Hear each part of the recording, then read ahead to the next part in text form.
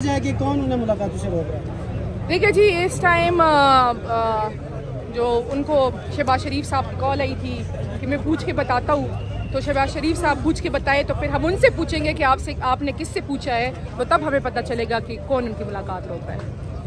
Adiala jail में आए रोज जो है वो कुछ लोगों को मुलाकात करने की इजाज़त होती है, कुछ को इजाज़त नहीं होती। जिनको इजाज़त होती है उनके पास कौन सा ID कार्ड है, थोड़ा सा? देखिए जी, ऐसा कोई मामला नहीं है कि कुछ को इजाज़त होती है कुछ को नहीं होती। उनकी मर्जी होती है कि कभी अलाउ करते, कभी नहीं अलाउ करते, कभी आधे लोगों को छोड़ देते, कभी आधों को नहीं छोड़ दे।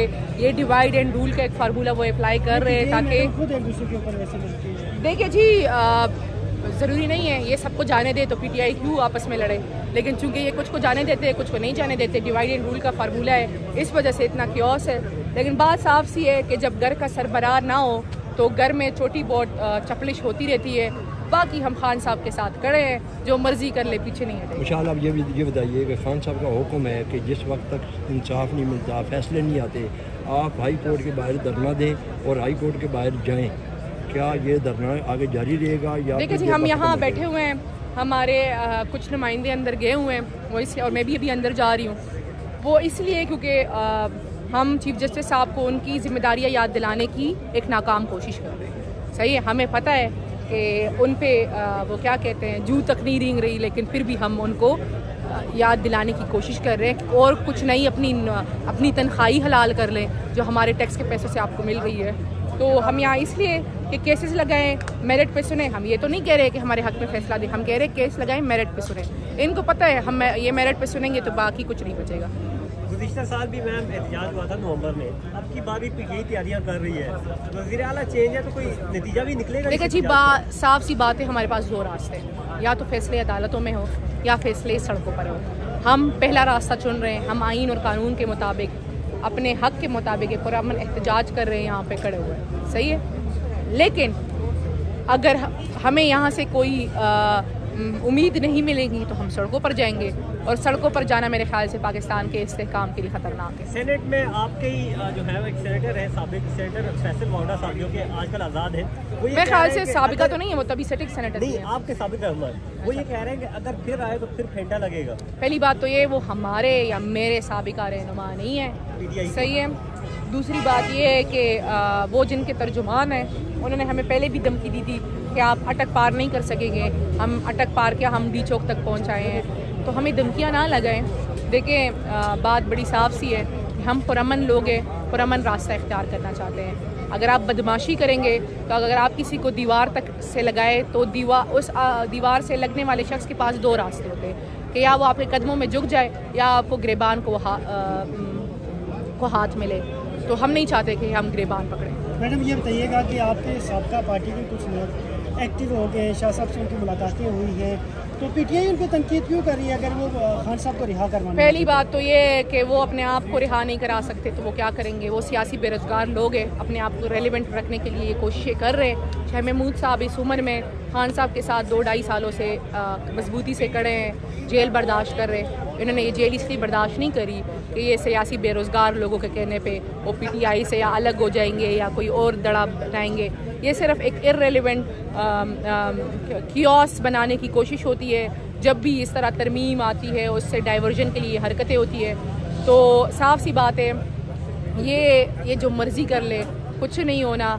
खान साहब की पार्टी है, खान साहब की मर्जी है, जो फैसला अडयाला जेल से आएगा उसी पे मनवंत फैसला होगा। अडयाला जेल से जो पैगामात आते हैं, मिशाल सही देती, सोशल मीडिया पर पूछा जा रहा है मिशाल सही कौन है, और बुशरा बीबी ने जो है कौन को तर्जुमान मुकर्रर नहीं किया हुआ, अली इमरान और आपके किरदार पर ज़्यादातर सवाल। पहली बात तो ये जी, मिशाल यूसुफज़ई PTI की सेनेटर है इस टाइम, और ये एक मखसूस टोला है जो बाहर और हमारी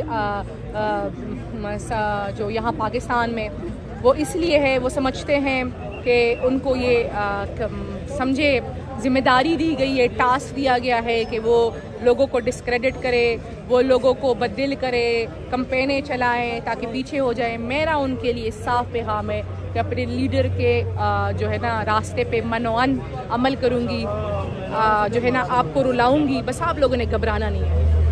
मैम, अली अमीन गड्ढापुर को खान साहब ने जब हटाया तो उन्होंने ये भी कहा था कि KP में ये ऑपरेशन रुकवाने में नाकाम रह गए हैं। अभी भी वहाँ पे ऑपरेशन जब ज़रूरत पड़ती है करते हैं, हो रहे ऑपरेशन।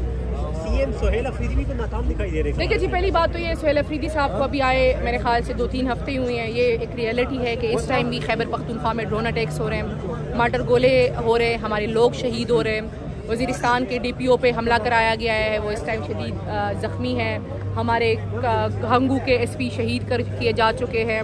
हमारे पाक फ़ौज के कॉन्वाइस पे भी हमला हुआ है और इस टाइम 2 जगहों पे मिलिट्री ऑपरेशंस भी चल रहे हैं। हमारा इस वजह से हमने वेडनेसडे को 12 तारीख को अमन जरगा बुलाया है ताकि हम तमाम पार्टियों को मिला के एक फैसला करें और एक लाए अमल लें।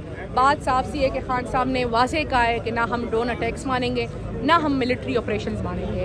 हम रेजिस्टेंस देंगे और हम जो वेडनेसडे को हम रेजिस्टेंस देंगे। मैडम एक क्वेश्चन रख लीजिएगा, थोड़ा सा पर्सनल है।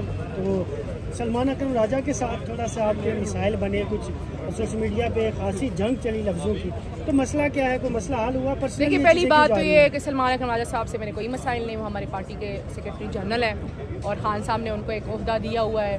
तो हमारी दुआ है और उम्मीद है कि खान साहब के दिए गए ओहदे के मुताबिक वो खान साहब के लिए आसानियाँ बनाएं। और जो यहाँ पे ये बात हो रही है गद्दारी वफादारी की, जो खान साहब के साथ है, जो खान साहब को उन पर एतमाद है, जिनको खान साहब ने ओहदे दिए, जिनको खान साहब ने पार्लिमान में लेकर आए हैं, उन सब पे खान साहब का एतमाद है। सही है, तो यहाँ सिर्फ खान साहब की चलती है।